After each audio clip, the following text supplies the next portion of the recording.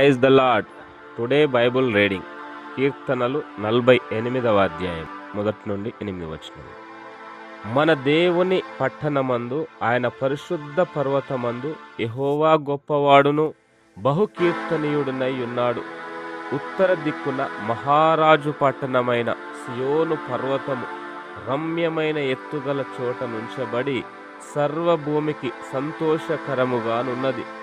దాని నగరులలో దేవుడు ఆశ్రయముగా ప్రత్యక్షమగుచున్నాడు. రాజులు కూడిరి, వారు ఏకముగా కూడి వచ్చిరి. వారు దాని చూచిన వెంటనే ఆశ్చర్యపడిరి, భ్రమపడి త్వరగా వెళ్ళిపోయిరి.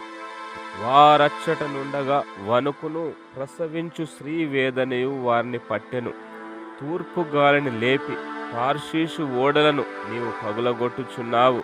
సైన్యములకు అధిపతియగు యెహోవా పట్టణమునందు, మన దేవుని పట్టణమునందు మనము వినినట్టుగానే జరుగుట మనము చూచియున్నాము.